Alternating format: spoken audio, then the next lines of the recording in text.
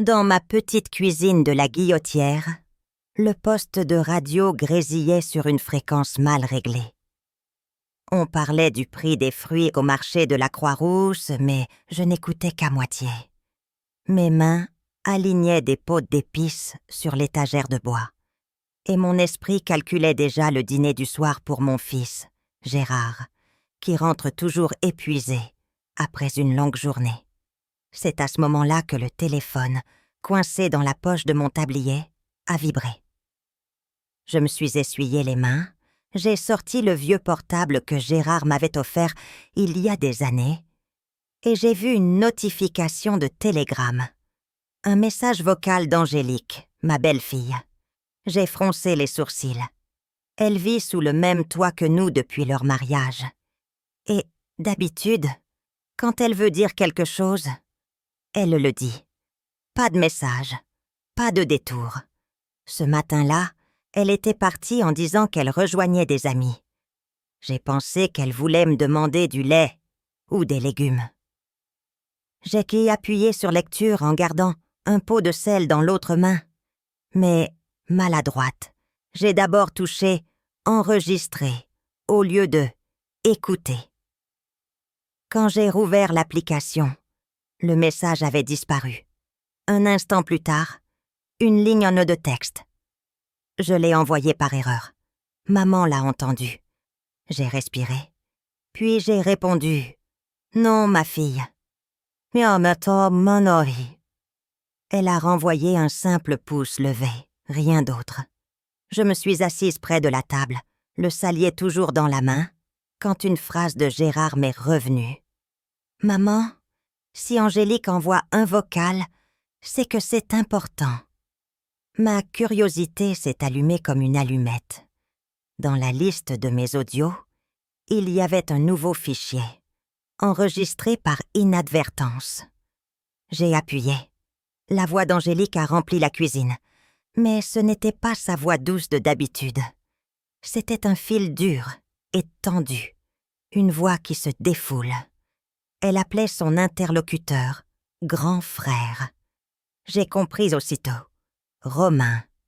Puis elle a prononcé le prénom de mon fils. Ce Gérard est d'un ennui mortel, un bon à rien. Il ne gagnera jamais assez pour me faire vivre comme je le mérite. Mon cœur s'est rétréci d'un coup. Chaque mot piquait comme une épingle. Elle parlait de divorce, d'un mari riche que Romain devait lui présenter. Et, dans un petit rire clair, elle a ajouté « S'il perd un peu de crédit dans son entreprise, tout sera plus simple. Merci pour les idées, frère. Je saurai le faire passer pour incompétent. J'aurai enfin un prétexte net pour le quitter. » J'ai remis l'audio depuis le début. Pas d'erreur. C'était sa voix. Celle de la femme que j'avais embrassée comme une fille. Celle à qui j'avais ouvert ma maison, mon assiette, mes secrets. Et elle complotait contre mon enfant, l'enfant que j'avais élevé seul. Je n'ai pas senti la porte du jardin s'ouvrir. « Maman, je suis là !» La voix de Gérard a traversé la cour. J'ai glissé le téléphone dans ma poche. Au pas de la porte, je l'ai vu avec ce sourire brûlé par le soleil. Un sac de brioches à la main, celle de la boulangerie du coin, où je lui achetais son gâteau d'anniversaire quand il était petit. « Tu as dîné ? Je t'ai pris celle que tu aimes. » J'ai répondu avec un sourire que je ne sentais plus dans mon visage. « Va te doucher, mon fils. Tu dois être fatigué. » Il a hoché la tête, a siffloté en entrant. Sa nuque a disparu dans le couloir comme une lumière qu'on éteint. Plus tard, Angélique est rentrée. Une robe bleue qui accrochait la lumière, des boucles bien dessinées, un parfum froid. Elle m'a regardé hacher des légumes. « J'ai déjà dîné dehors, maman. Servez-vous tous les deux. » Elle a filé vers leur chambre sans rien demander. Son pas calme, sa sérénité étudiée, m'ont jeté au visage une colère que j'ai retenue. La nuit s'est installée avec son souffle humide sur la Saône. Je suis restée dans la cuisine, sous l'ampoule jaune qui souligne les fissures du mur. Je ne pouvais pas dormir.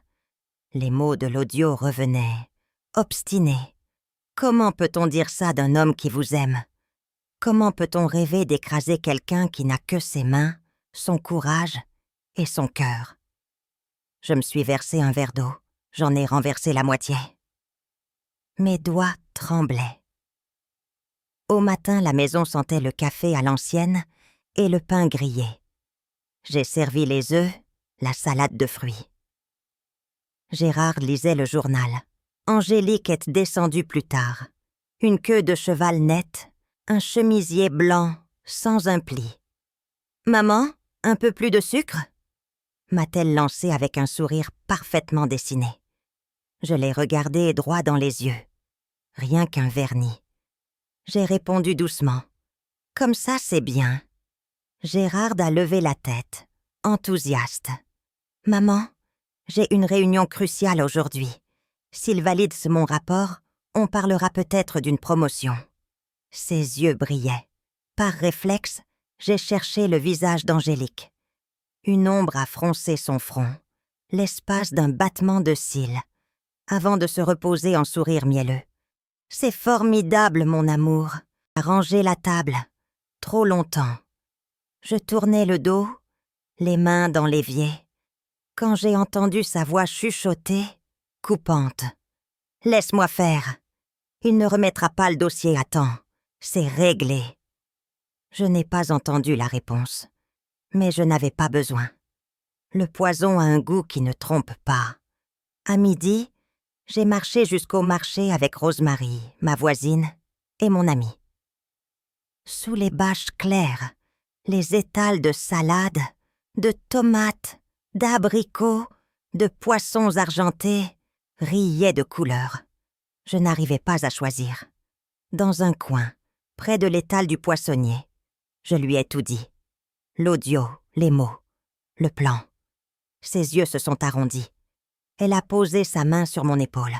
« Mercedes, ma pauvre, il faut agir. Pas avec la colère, avec la lumière. Observe, réunis des preuves. Je suis là. » Quand je suis rentrée, Gérard fouillait dans des piles de papier, livides. « Maman, mes documents de réunion ont disparu. Je les avais dans ma serviette ce matin. » Dans le coin du salon, Angélique, bras croisés, a soufflé. « Je les ai vus sur la table. Tu les as sans doute perdus au bureau. » J'ai baladé mon regard. Un paquet de feuilles sortait d'une fente du canapé, comme s'il s'y était glissé tout seul. Je me suis penchée, les ai tendues. Ne serait-ce pas celle-là? Gérard a soupiré, m'a serré fort. « Merci, maman. » Angélique m'a lancé un éclair, puis a replongé dans son téléphone. Cette nuit-là, cachée derrière le rideau lourd du salon, j'ai entendu Angélique murmurer à Romain. Ça a failli marcher. La vieille les a retrouvés. Il faut être plus soigneuse. La colère m'a mordue. Mais j'ai retenu mes larmes. L'important n'était plus de pleurer. L'important était de sauver mon fils. Le lendemain, j'ai composé un numéro. « Monsieur Julien? Madame Béatrice ?» Les parents d'Angélique. « Il faut que nous parlions. » Nous nous sommes donné rendez-vous dans un petit café de la rue Sainte-Catherine, table serrée et odeur de torréfaction. Je suis arrivée la première. Ils sont entrés serrant leurs manteaux. Sans théâtre, j'ai posé mon téléphone sur la table. J'ai appuyé sur lecture. La voix d'Angélique, telle une lame. Les mots sur Gérard, le divorce rêvé, l'homme riche promis par Romain, le sabotage au travail. Béatrice a blêmi, une main sur la bouche.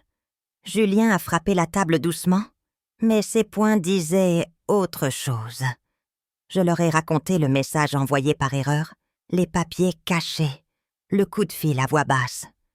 Je l'aimais comme une fille, ai-je répété, mais je ne la laisserai pas détruire mon fils. Julien s'est redressé.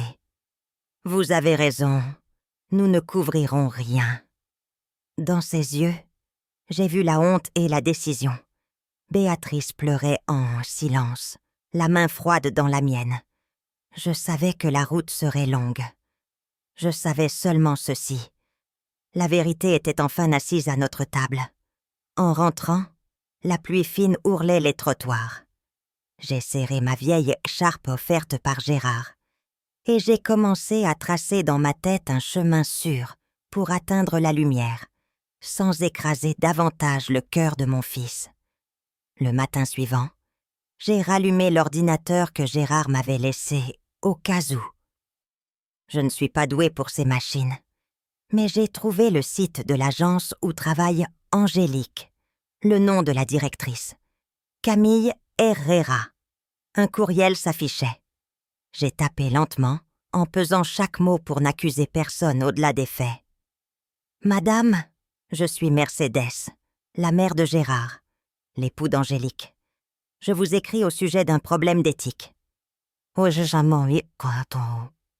J'ai joint l'enregistrement. Aucun point d'exclamation, aucune colère écrite. J'ai cliqué sur « Envoyer ». Mon cœur a fait un bruit d'aile dans ma poitrine. 20 minutes après, le téléphone a sonné. Parlais-je à Madame Mercedes? Je suis Camille Herrera. Sa voix était ferme, claire, pas hostile. Elle avait déjà écouté l'audio, voulait comprendre. J'ai raconté sans rien grossir. Le message envoyé par erreur, les mots sur Gérard, les papiers cachés, la connivence avec Romain. Elle s'est tue un instant. « J'avais des soupçons », a-t-elle dit enfin. « Retard, justification floue. Ce que vous m'envoyez est une preuve. Je m'en occupe. Merci d'avoir parlé. » Elle a raccroché avec cette gravité des gens qui savent ce que coûte une vérité. Quand Gérard est rentré ce soir-là, il n'avait pas son pas léger. Il s'est assis, les épaules lourdes, les yeux rouges. « Maman, Angélique a été convoquée par sa directrice. Elle pleurait au téléphone. Je ne sais pas ce qui se passe. » Oh. J'ai posé ma main sur la sienne. « Ne te tourmente pas, mon fils. » Le mensonge que je disais n'était pas fait de trahison, mais de protection. 1 heure plus tard, un message est arrivé sur mon téléphone. Camille. Angélique Torres est licenciée. Ses actes ne sont pas compatibles avec l'éthique de l'entreprise. Merci encore. J'ai lu et relu, je n'ai pas éprouvé de joie. Des places d'un côté du cœur pour respirer un peu mieux. J'ai téléphoné à Rosemary. Elle a laissé échapper un rire sec. La vie finit toujours par présenter l'addition. Mais fais attention. Une personne qui triche ne renonce pas facilement. Elle avait raison. Cette nuit-là, pendant que Gérard dormait, j'ai sorti un vieux cahier. J'ai daté chaque fait. Le message, les papiers, le rendez-vous avec les parents, le mail à Camille. J'ai copié l'audio sur une clé USB, glissé le tout dans une enveloppe au fond d'un tiroir, fermé à clé. Un petit cadenas comme une promesse. Rien ne sera perdu. Le lendemain, j'ai rappelé Julien et Béatrice. Il faut une occasion pour confronter Angélique et Romain en face de Gérard. Sinon, il vivra dans la brume. Un silence, puis le souffle de Julien. Nous sommes d'accord. L'idée s'est imposée d'elle-même. L'anniversaire de Gérard, prévu de longue date. La famille entière réunie. La lumière devant tous. Je me suis levée avant l'aube. La cuisine s'est emplie d'odeurs de chocolat et de piment doux. Je préparais un mol à ma façon, apprise des femmes de mon quartier, pour donner à ce jour une chaleur ancienne. J'ai aussi façonné des tamales à la lyonnaise, comme autant de gestes pour tenir mon cœur tranquille. Gérard a accroché des guirlandes de papier dans le salon, en sifflotant. « Ça va, maman ?» J'ai souri. En moi, la corde vibrait. Angélique est descendue plus tard, robe rouge ardente, cheveux en boucle parfaite. Elle s'est postée devant le miroir, a posé une question d'une voix sucrée. « Comment me trouves-tu, maman ?» Elle m'appelait ainsi, comme pour envelopper sa glace d'un ruban chaud. « Très belle, ma fille », ai-je répondu. En moi, une nausée lucide. L'après-midi, les invités sont arrivés. Julien et Béatrice, crispés dans un coin. Rosemary, un vin dans les mains et une promesse dans les yeux. Je suis là. Romain, le dernier, une bouteille à la main, grand rire qui sonnait faux. On a servi. Les verres ont teinté. Gérard, fidèle à sa douceur, racontait sa réunion réussie, le respect de ses collègues. Chaque phrase me fendait. Angélique riait trop fort, promenait sa robe rouge comme une flamme. Au milieu du repas, je me suis levée. Mes jambes tremblaient honte, mais ma voix, quand elle est sortie, était claire. Avant de continuer, j'aimerais que chacun écoute quelque chose. J'ai posé le téléphone sur la table. J'ai appuyé sur lecture. La voix d'Angélique a traversé le salon. Gérard est un bon à rien. J'ai besoin d'un homme qui ait de la valeur. Aide-moi, frère. Puis celle de Romain, visqueuse. J'ai un ami riche. Quant à Gérard, qu'il échoue encore 2 fois, et je le remplace à l'entreprise. Le silence a mordu. Le regard de Gérard s'est vidé. Sa fourchette a glissé, a heurté la table. Il a tourné vers Angélique un visage d'enfant qu'on égare. Elle a bondi. « C'est un montage. Vous avez trafiqué ma voix. » Julien a frappé la table. « Tais-toi, Angélique. C'est ta voix. Et c'est ta honte. » Béatrice s'est couverte le visage. Ses épaules secouées. Romain, soudain muet, fixait le parquet. Je me suis approchée de mon fils. J'ai pris sa main glacée. « Je suis là. » Il a inspiré longtemps. « Alors pars, » a-t-il soufflé à Angélique. « Je n'empêcherai plus rien. » Elle a redressé le menton. « Je veux le divorce. Je mérite mieux. » Romain lui a tendu son bras. Ils ont quitté la maison, claquant la porte d'un coup qui a fait vibrer les verres. J'ai senti mon cœur trembler avec le bois. Julien s'est penché vers Gérard. « Mon garçon, notre faute n'est pas la tienne. Je te demande pardon. » Béatrice m'a serré la main sans trouver d'autres mots que ses larmes. Rosemary a servi un verre d'eau à mon fils. Il tremblait tant qu'une partie a débordé. Je l'ai enlacé. « Tu n'es pas naïf. Tu as aimé. » Il n'a pas répondu. Par la fenêtre, la nuit de Lyon s'appuyait sur les toits. La fête s'est dissoute en silence. Les invités sont partis un à un. Nous sommes restés, lui et moi, dans l'odeur tiède du chocolat et des bougies. Une page se tournait, mais pas la douleur. La vraie tempête commençait. Les jours qui ont suivi ont été lourds, compactés de silence.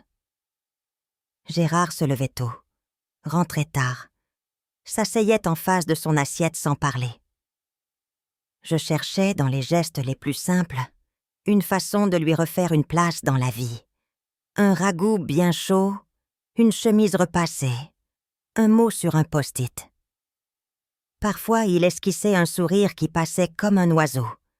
Alors je savais que rien n'est jamais complètement perdu. Un matin, au marché, j'ai entendu des voix derrière un étal de carottes. Angélique a perdu son travail. Elle change de logement chaque mois, ne garde que 2 valises. Une autre femme a ajouté « L'homme qu'on lui a présenté est marié, père, et on le soupçonne d'escroquerie. » Mes doigts ont tremblé autour d'un poisson que je ne comptais même pas acheter. Parfois la justice. Non, parce que la peine de mon fils, elle, ne diminuait pas avec les malheurs d'Angélique. Le soir, Gérard a dit simplement « Je suis fatigué, maman ».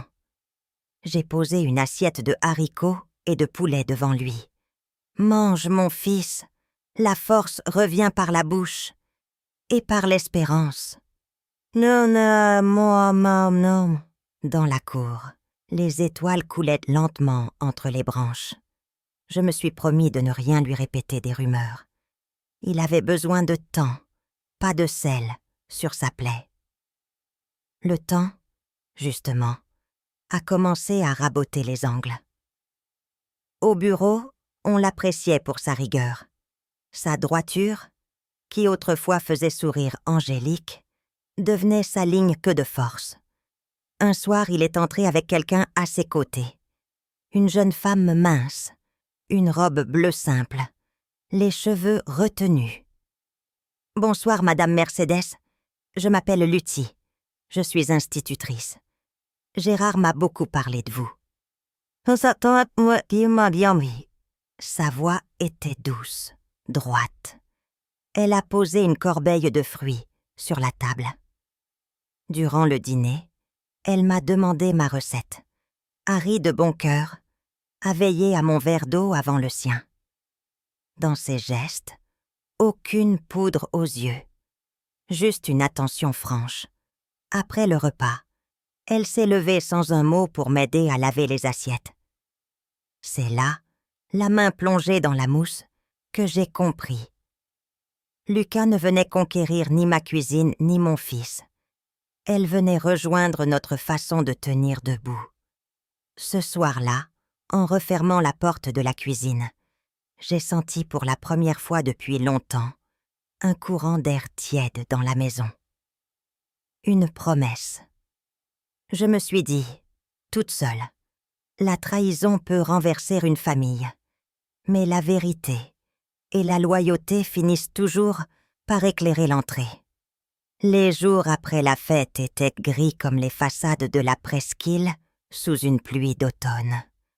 Gérard se levait chaque matin, enfilait sa veste, sortait pour le travail et revenait tard le soir, vidé, les yeux fuyants. La maison, jadis emplie de ses sifflements et de ses histoires, était désormais lourde de silence. Je le voyais manger en silence, poser ses couverts sans bruit, puis s'enfermer dans sa chambre. Ses épaules, autrefois droites, s'étaient voûtées comme celles d'un vieil homme. Je préparais ses plats préférés. J'essayais de glisser des mots doux. « Tu veux un peu plus de soupe, mon fils ?» Il répondait d'un hochement de tête, sans vraiment me regarder. Son âme portait une plaie ouverte. Je sentais que mes gestes de mère, aussi tendres soient-ils, n'arrivaient pas à refermer cette blessure. L'amour d'Angélique, qu'il croyait solide, s'était révélé un masque cruel. Et cette trahison avait rongé quelque chose de profond en lui. Sa confiance, non seulement en elle, mais en lui-même. Un soir, je l'ai entendu remuer dans son lit, incapable de dormir. Je me suis approchée doucement. Derrière la porte entr'ouverte, sa voix basse m'a glacée. Quel imbécile! J'ai cru qu'elle m'aimait. Je n'ai pas osé entrer. J'ai refermé la porte avec délicatesse. J'aurais voulu lui crier que ce n'était pas lui le coupable, que l'erreur n'était pas d'aimer mais de tomber sur une âme ingrate. Mais je savais que ses oreilles tiennent fermées à toute consolation. Rosemary est venue plus souvent, apportant des tartes ou des fleurs, essayant d'alléger l'air pesant. Elle parlait fort, racontait les dernières nouvelles du marché de la Croix-Rousse, riait de ses propres blagues. Parfois, un sourire furtif éclairait le visage de Gérard, mais sitôt qu'il retombait dans son silence, l'ombre reprenait ses droits. Un après-midi, en revenant du marché, j'ai surpris 2 voisines qui bavardaient. Tu sais, Angélique n'a plus rien. Elle déménage sans cesse. On dit qu'elle loge à Villeurbanne dans une chambre meublée. L'autre a ajouté Et ce monsieur riche que Romain voulait lui présenter est poursuivi pour escroquerie. Rien qu'un rêve effondré. J'ai continué ma route, le cœur battant. J'aurais pu me réjouir. Mais je n'ai ressenti qu'un vide. Car si Angélique s'effondrait, mon fils, lui, n'avait pas encore retrouvé son souffle. Le divorce est venu comme une formalité glaciale. Gérard a signé les papiers sans un mot, au tribunal de Lyon. J'étais assise derrière lui, le cœur serré. Angélique portait une robe sombre, ses yeux secs, son menton hautain. Quand le juge a prononcé la séparation, elle s'est levée sans un regard, a quitté la salle comme on claque une porte. Gérard, lui, est resté immobile, fixant le sol. J'ai posé ma main sur son épaule. « C'est fini, mon fils. » Il a murmuré. « Non, maman, ce n'est que le commencement d'un vide. » Les semaines ont passé. Gérard se noyait dans le travail. Il passait ses soirées à réviser ses dossiers, à aligner des chiffres, à préparer des rapports parfaits. Son entreprise lui faisait confiance, et sa directrice lui confiait davantage de responsabilités. Mais chaque réussite, au lieu de l'enflammer, semblait seulement couvrir de vernis son abîme intérieur et s'asseoir sans mots devant une assiette. Ses yeux disaient « Je tiens debout, mais je suis brisé. » Un soir de décembre, le froid glaçait les vitres de la cuisine. Je l'ai trouvé assis, seul, la tête entre les mains. Je me suis approchée. « Mon fils, tu dois laisser le temps guérir. » Il a relevé les yeux, plein de larmes retenues. « Le temps ne rend pas les rêves. Le temps ne me rendra pas les années perdues avec elle. » J'ai senti une larme couler sur ma joue malgré moi. Alors je l'ai serré contre moi, comme lorsqu'il était enfant. Son corps, large et fort, tremblait comme celui d'un petit garçon. Dans les jours suivants, une petite lueur a pourtant percé. Gérard était rentré un soir accompagné d'une jeune femme. Une robe bleue simple, un chignon léger, un sourire doux. « Maman, je te présente Lucie. Elle est institutrice. » Tes yeux brillaient d'une timidité sincère. Elle a posé une corbeille de parleurs de fruits sur la table. « Enchantée, Madame Mercedes. Gérard m'a beaucoup parlé de vous. » Sa voix était claire, naturelle. J'ai senti quelque chose changer dans l'air. Une chaleur douce, inattendue. Nous avons dîné ensemble. Lucie m'a aidé à servir, puis à ranger. Ses gestes simples, sans affectation, portaient la sincérité que je n'avais plus vue depuis longtemps. Pendant le repas, elle posait des questions à Gérard, écoutait avec attention, et quand il parlait, ses yeux brillaient d'admiration. Pour la première fois depuis des mois, j'ai vu mon fils sourire. Un sourire véritable, sans ombre. Mon cœur s'est réchauffé. Peut-être que le ciel n'était pas définitivement fermé. Peut-être qu'une nouvelle aurore se préparait. Ce soir-là, en me couchant, je me suis rappelé les mots de Rosemary. La vérité éclaire toujours. Oui, Angélique avait détruit, Romain avait comploté. Mais la vérité avait fini par éclater. Et dans ces décombres, une graine nouvelle pouvait germer. Lucie n'était pas un miracle. Elle était juste vraie. Et parfois, c'est cela, le véritable miracle. Les semaines passèrent. Et peu à peu, la maison retrouva un souffle de vie. Gérard, grâce à Lucie, redressait ses épaules. Il se voyait régulièrement. allait se promener au bord du Rhône, prenait un café sur les quais de Saône, riait d'un rien. Moi, assise à la fenêtre, je les observais parfois revenir main dans la main, et je sentais mes poumons se remplir d'air plus léger. Rosemary me soufflait. « Tu vois, Mercedes, ton fils renaît. » Et je voulais y croire.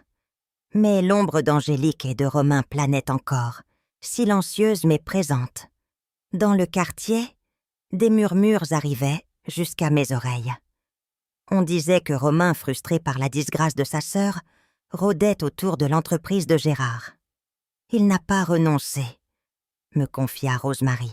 « Fais attention, cet homme est comme un chien qui mord quand il se sait acculé. » Ces paroles se gravaient dans ma mémoire comme un avertissement. Un mardi matin, Gérard partit tôt, dossier sous le bras, le visage plus concentré que jamais. Ce jour-là, il devait présenter un projet majeur à sa direction. Lucie l'avait aidé à réviser chaque détail la veille, assise à ses côtés jusque tard dans la nuit. Je sentais dans son regard un mélange d'amour et de foi. « Tu es prêt, Gérard. Tu es le meilleur dans ton domaine, » lui avait-elle soufflé avant qu'il ne s'endorme. À midi, le téléphone sonna. C'était Gérard, paniqué. « Maman, c'est incompréhensible. Mes documents ont disparu. Tout ce que j'avais préparé avec Lucie n'est plus dans mon ordinateur. » Son souffle saccadé résonnait dans l'écouteur. Je me suis assise, glacée. « Où étais-tu ce matin ?» ai-je demandé. « À la cafétéria, un moment. Je crois avoir laissé mon sac près de mon bureau. Quand je suis revenue, mon ordinateur était éteint. » Une sueur froide me parcourut. Romain, je n'avais pas de preuves, mais son ombre était partout. J'ai retenu mes larmes et répondu d'une voix ferme. « Mon fils, ne panique pas. Reprends-toi. Tu as tout en toi. Même sans tes papiers, tu connais ton travail par cœur. »« Ça, qu'on a déjà dit, » j'ai raccroché, priant intérieurement pour qu'il tienne. Le soir, il est se rentré épuisé, mais le regard clair. « Maman, j'ai improvisé, j'ai parlé sans notes. » Camille m'a regardé droit dans les yeux et a dit « Voilà un vrai professionnel. » Pour un sourire fatigué, valait tous les soleils. Mais derrière lui, Lucie entra quelques minutes plus tard, inquiète. « Gérard, ce n'était pas un hasard. Quelqu'un a touché ton ordinateur. » Elle me lança un regard lourd de sous-entendu. Nous savions toutes deux qui se cachait derrière. Les jours suivants confirmèrent nos craintes. Rosemary rapporta qu'on avait vu Romain près de l'entreprise, bavardant avec un agent d'entretien, l'air trop familier. « Il cherche des complices », me dit-elle avec amertume. Mon sang se glaça. Je revoyais les scènes passer, les papiers cachés, les rires étouffés dans le téléphone. Romain continuait son œuvre de l'ombre. Son visage était fermé, ses lèvres serrées. « Maman, tu sais ce que j'ai découvert ?» Romain tente de me discréditer auprès de la direction. Il a envoyé un courriel anonyme, plein de mensonges, disant que je détourne des fonds. Heureusement, Camille n'y a pas cru. Elle m'a convoquée, m'a montré le message, et elle m'a dit « Je sais d'où ça vient. Protégez-vous. » J'ai senti que la colère bouillonnait en moi. « Mon fils, cet homme est une menace. Il faut l'arrêter. » Gérard a baissé les yeux. « Je ne veux pas de guerre, maman. Je veux seulement travailler en paix. » Sa voix était douce, mais je voyais bien qu'il portait le poids d'une tempête. Cette nuit-là, je n'ai pas fermé l'œil. Je me suis assise à la table et ai ouvert mon cahier, et j'ai noté chaque détail. Chaque geste suspect de Romain, chaque mot rapporté, chaque rumeur confirmée. Mon tiroir secret s'alourdissait, mais il devenait aussi mon arme. J'étais prête à tout, non par vengeance, mais par devoir. Mon fils avait souffert assez. Quelques jours plus tard, une invitation officielle arriva. Une réception organisée par la mairie de Lyon pour honorer les employés les plus méritants des grandes entreprises locales. Gérard faisait partie des nominés. J'ai vu dans ses yeux un éclat, fragile mais réel. « Maman, c'est une chance, mais j'ai peur que Romain essaie quelque chose. » Le soir de la réception, la salle de l'hôtel de ville brillait de lustres et de dorures. Gérard, dans son costume sobre, se tenait droit, Lucie à son bras. Moi, je les observais avec une fierté muette. Mais à l'entrée, mon cœur s'est serré. Romain était là, costume noir, sourire arrogant, un verre déjà à la main. Il s'est approché de Gérard, afin de l'embrasser sur les joues, puis a soufflé à son oreille. « Profite bien de ton heure, ça ne durera pas. » J'ai vu le visage de mon fils se raidir, mais il n'a pas répondu. Lucie, elle, a lancé un regard de glace à Romain, ce regard d'une femme honnête face à un serpent. Il a souri, cynique, et s'est éloigné. La cérémonie a commencé. Le nom de Gérard a retenti. Les applaudissements ont rempli la salle. Je me suis levée, les yeux humides. Mon fils s'est avancé, a pris son diplôme et a prononcé quelques mots simples. Je n'ai pas de mérite, si ce n'est d'avoir appris de ma mère que le travail honnête finit toujours par porter ses fruits. La salle a applaudi de nouveau, mais dans un coin, je voyais Romain serrer les mâchoires. L'échec de ses manigances le rongeait. Cette nuit-là, en rentrant chez nous, le ciel de Lyon était couvert d'étoiles. Gérard, fatigué mais heureux, m'a embrassée. « Merci, maman. Sans toi, je n'aurais pas tenu. » Lucie, à ses côtés, lui a pris la main. « Tu n'as pas seulement tenu, Gérard, tu as brillé. » Moi, derrière eux, je murmurais en silence. La bataille n'est pas finie, mais ce soir, au moins, la lumière a gagné. Le lendemain de la cérémonie, je croyais que le calme reviendrait. Gérard avait enfin été reconnu pour son travail, et la fierté brillait dans ses yeux. Lucie, attentive et douce, semblait lui offrir un nouvel horizon. Pourtant, au fond de moi, je savais que Romain ne reculerait pas. Un serpent blessé ne disparaît pas. Il attend l'occasion de mordre. Les jours suivants, des signes inquiétants apparurent. Gérard recevait des appels anonymes. Lorsqu'il décrochait, il n'entendait qu'un souffle, parfois un ricanement étouffé, puis la ligne se coupait.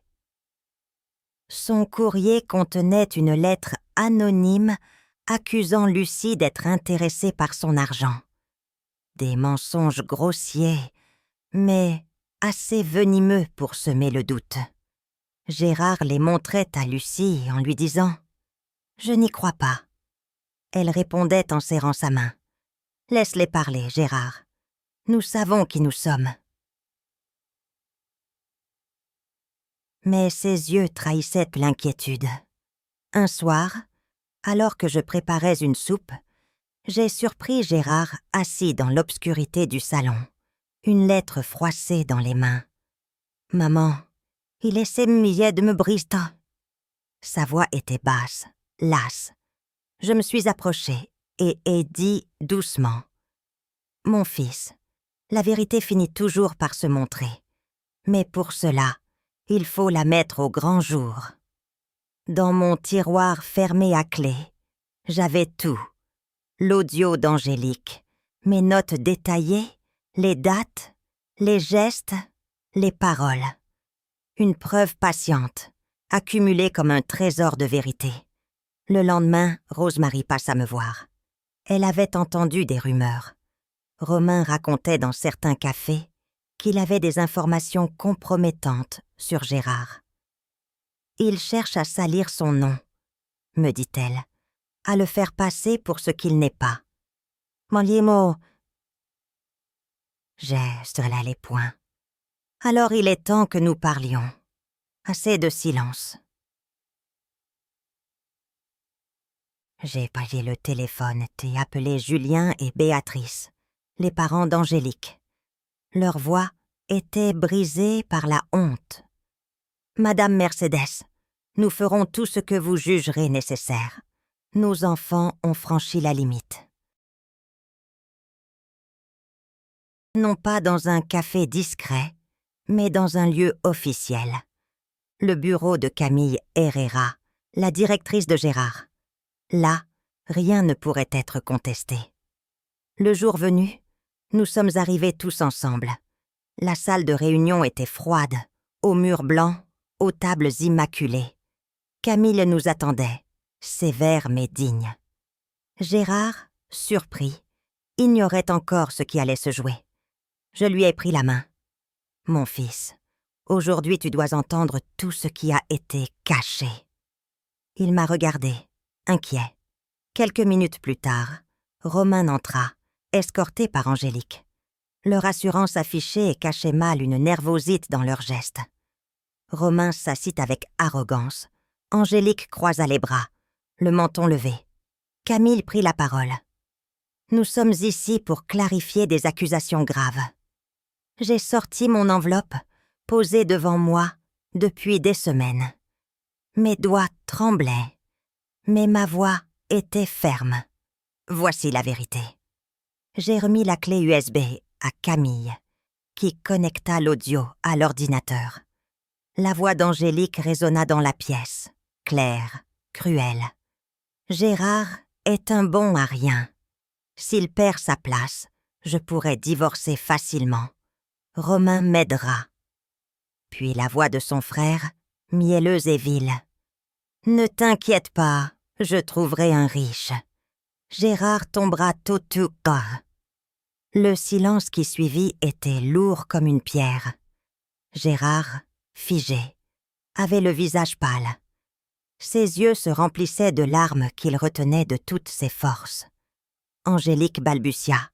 « Ce n'est pas moi, c'est un montage. » Mais sa voix tremblait trop. Romain se leva brusquement, rouge de colère. « Ce n'est qu'une vieille rancunière. Elle nous déteste depuis toujours. » Alors Julien, son propre père, se leva à son tour, frappant la table de la main. « Assez, Romain, nous avons tout entendu. Tu as trahi ton propre sang. Tu as entraîné ta sœur dans ta bassesse. Tu as sali notre nom. » Béatrice pleurait, incapable de soutenir le regard de Gérard. Camille ferma le dossier, avec une lenteur implacable. « Il n'y a plus de doute. Ces preuves suffisent à détruire vos manœuvres. Sachez-le, dans cette entreprise, vos mensonges n'ont pas de place. » Elle se tourna vers Gérard. « Vous, monsieur, vous avez prouvé votre intégrité. » Angélique, blême, se leva d'un bond, sa chaise raclant le sol. « Très bien. Si je ne peux pas avoir ce que je mérite ici, je trouverai ailleurs. » Elle claqua la porte derrière elle. Romain furieux la suivit, le regard noir. Dans la salle, il ne resta que le silence brisé par les sanglots de Béatrice. Gérard se leva lentement, les yeux embués, et se tourna vers moi. « Maman, tout ce temps, tu savais ?» Sa voix n'était ni reproche ni colère, juste un abîme de douleur. Je l'ai pris dans mes bras. « Oui, mon fils, je savais, mais je devais attendre le moment où la vérité serait indiscutable. » Il a pleuré alors, sur mon épaule, comme l'enfant qu'il avait été. Ses larmes brûlaient mon cœur, mais en même temps elles le lavaient, car enfin, il savait, Enfin, les masques étaient tombés.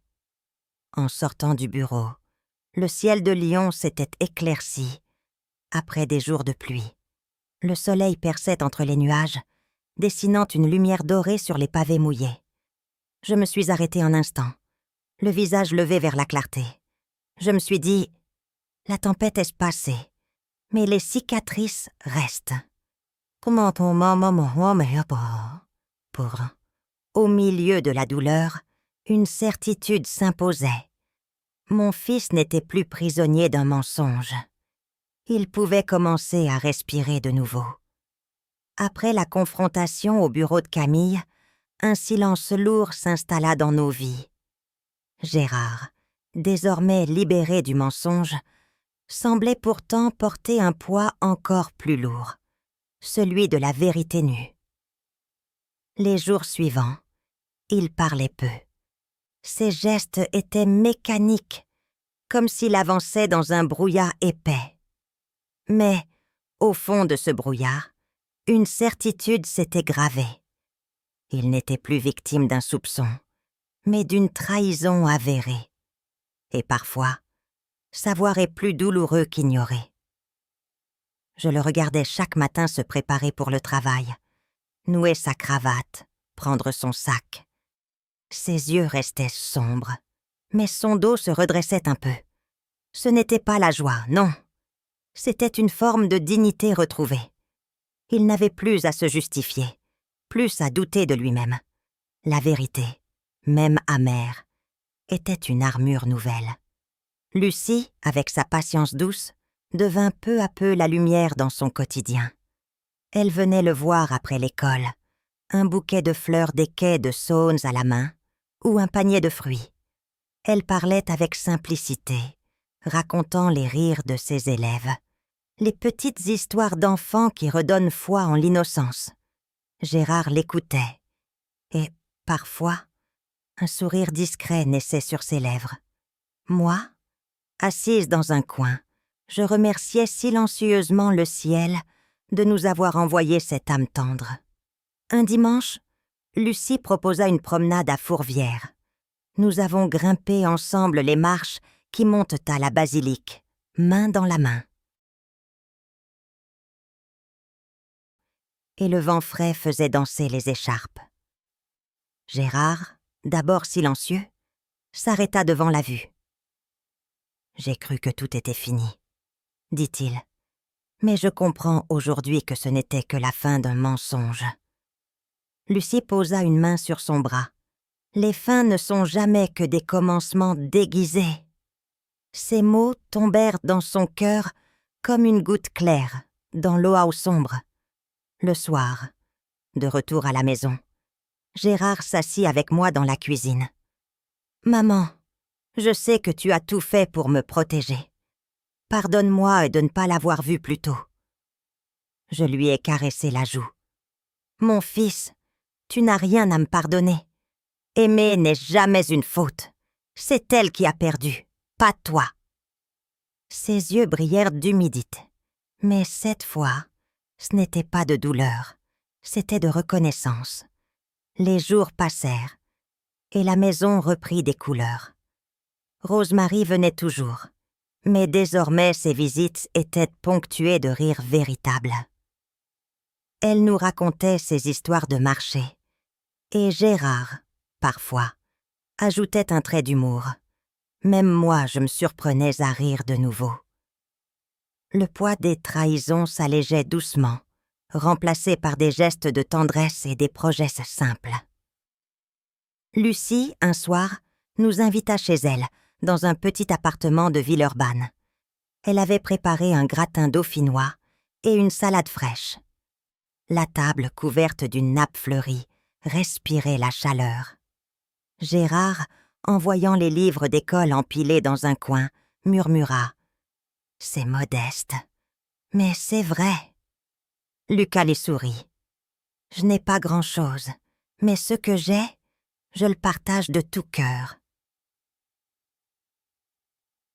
Et né pour la première fois depuis des mois, Gérard la regarda avec une lumière nouvelle dans les yeux.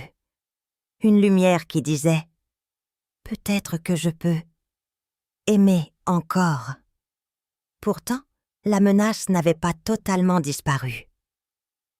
Un soir, en rentrant du marché, j'ai aperçu Romain de l'autre côté de la rue, immobile, les mains dans les poches, ses yeux fixés sur notre maison. Il ne s'est pas approché, il n'a pas parlé. Mais son regard était une promesse de rancune. Je me suis empressée de rentrer, le cœur battant. Je n'ai rien dit à Gérard pour ne pas troubler sa fragile reconstruction. Mais je savais que le danger n'était pas totalement écarté. Cette nuit-là, assise dans ma chambre, j'ai ressorti mon cahier et mes preuves. J'ai ajouté une phrase en bas de la dernière page. « Quoi qu'il arrive, la vérité est mon bouclier. » Puis j'ai refermé le tiroir et j'ai serré la clé contre ma poitrine. Les semaines suivantes, Gérard fut convoqué une nouvelle fois au bureau de Camille. Mais cette fois, ce n'était pas pour des accusations, c'était pour une promotion. Son sérieux, son honnêteté et sa persévérance avaient fini par convaincre toute l'entreprise. Lorsqu'il est rentré ce soir-là, il tenait la lettre dans ses mains tremblantes. « Maman, ils veulent que je dirige une nouvelle équipe. » Ses yeux brillaient, non de fierté arrogante, mais d'un soulagement profond. Je l'ai serré dans mes bras. « Tu vois, mon fils, le mensonge détruit, mais la vérité construit toujours. » Lucie, présente à ses côtés, ajouta avec un sourire tendre. « Tu n'es plus seul, Gérard. » Et en voyant leurs mains enlacées, j'ai su que le pire était derrière nous. Mais, dans un coin de mon esprit, une inquiétude persistait. Romain n'avait pas dit son dernier mot. Le vent d'automne soufflait sur Lyon, faisant voler les feuilles mortes dans les ruelles pavées. Gérard, désormais promu et épaulé par Lucie, semblait renaître. Sa voix avait retrouvé une assurance oubliée. Ses yeux brillaient d'un éclat nouveau. Pourtant, moi, sa mère, je ne pouvais pas ignorer ce que j'avais vu. Le regard sombre de Romain planté sur notre maison, comme une menace muette. Un soir, alors que je revenais du marché avec mon panier de légumes, une silhouette m'attendait au coin de la rue. C'était lui, Romain, avec ses yeux durs et ses lèvres tordues par une colère sourde. « Vous avez détruit ma sœur !» cracha-t-il. Je m'arrêtai, le cœur battant, mais je soutins son regard.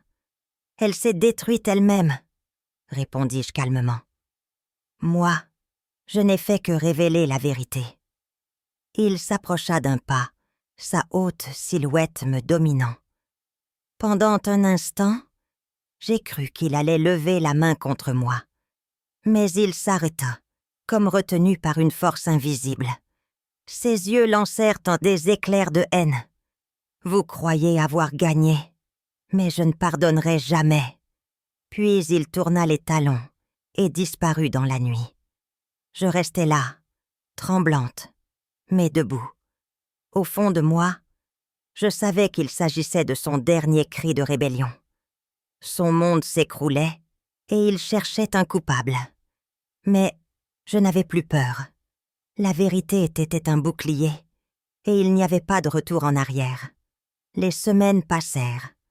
Romain disparut peu à peu de nos vies. Des rumeurs circulaient qu'il avait quitté la ville, incapable de trouver un emploi stable après les scandales liés à ses manœuvres. Installée à Marseille, changeant d'adresse presque chaque mois, traînant derrière elle une réputation brisée. Elle était seule, prisonnière de ses illusions perdues. Pendant ce temps, notre maison reprenait vie. Gérard et Lucie devinrent inséparables. Ils riaient ensemble dans la cuisine, préparaient des repas simples et savouraient les promenades au bord du Rhône. Je les regardais, assise dans mon fauteuil, et mon cœur se gonflait de gratitude. Un dimanche, Gérard s'assit à mes côtés. Ses mains tremblaient légèrement, mais ses yeux étaient résolus. « Maman, Lucie et moi voulons construire quelque chose de solide, » dit-il. « Nous ne voulons pas de faux semblants, ni de mensonges. Nous voulons la vérité et l'amour. Est-ce que tu nous donnes ta bénédiction ?» Je sentis les larmes monter. J'ai pris ses mains dans les miennes. « Mon fils, après tout ce que nous avons traversé, il n'y a rien qui me rende plus heureuse que de te voir sourire à nouveau. Ma bénédiction, tu l'as, depuis toujours. » Quelques mois plus tard, dans une petite mairie de quartier, Gérard et Lucie s'unirent. Pas de grandes robes éclatantes, ni de bijoux luxueux. Seulement des regards scintillants sincères, des mains serrées et une promesse de fidélité. Quand ils échangèrent de leurs vœux, je sentis une chaleur douce m'envahir. C'était la réparation, la renaissance après la tempête. Au banquet modeste qui suivit, Rosemary leva son verre. « À Gérard et Lucie, » dit-elle d'une voix ferme, « que votre maison soit toujours bâtie sur la vérité. » Les invités applaudirent, et Gérard, le regard tourné vers moi, murmura « Merci, maman. Sans toi, je ne serais jamais arrivé jusque-là. » Cette nuit-là, en rentrant seule chez moi, je regardais le ciel étoilé. Le passé avait laissé des cicatrices, oui, mais il nous avait aussi appris que la vérité, même douloureuse, ouvre toujours le chemin vers la lumière. Je pensais à toutes les mères qui, comme moi, veillaient sur leurs enfants, parfois en silence, parfois dans la tempête. Je sus alors que mon rôle n'était pas terminé. J'étais le témoin d'une lutte, mais aussi la gardienne d'une nouvelle espérance. Et tandis que je soufflais ma lampe à pétrole avant de me coucher, un murmure traversa mon cœur. La trahison avait voulu briser mon fils. Mais l'amour, la patience et la vérité lui avaient rendu la vie.